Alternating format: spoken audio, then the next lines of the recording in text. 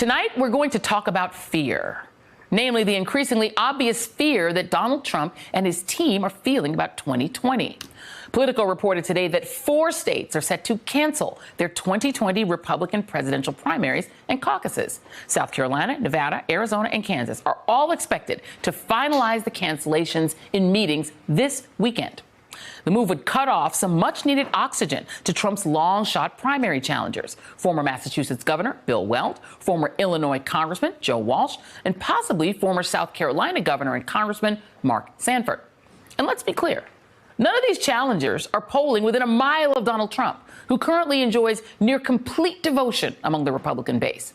So why cut off the challengers? Why strand his potential opponents if Team Trump is confident that he will be the 2020 Republican nominee? What are these state parties so afraid of? Or are they not the ones who are afraid? Politico reports the primary cancellations stem in part from months of behind-the-scenes maneuvering by the Trump campaign. Aides have worked to ensure total control of the party machinery, installing staunch loyalists at state parties while eliminating potential detractors. The aim, Trump's officials have long said, is to smooth the path to the president's renomination. Again, why would they need to do that if they're so confident that Trump can beat the likes of 2 ex-governors and a former one-term congressman? Here's Joe Walsh reacting to the news a few hours ago on The Beat.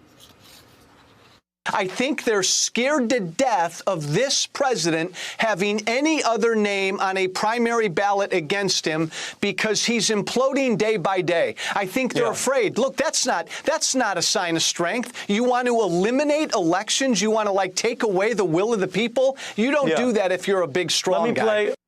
Okay, now, Joe Walsh is not right about a lot of things, but he's kind of got a point there. And while statistically none of the challengers is really threatening Trump's renomination right now, consider this statistic. Since 1976, no incumbent president who has faced a serious primary challenge has gone on to win re-election. Not one.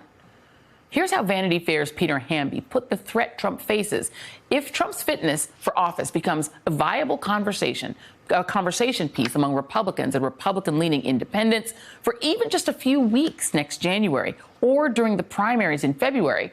They will have accomplished something that nobody in politics has even bothered to attempt this campaign year, talking to center-right swing voters who are uncomfortable with the man in the White House. A primary might be the only chance to open up space between Trump and the Republicans who are looking for permission to vote against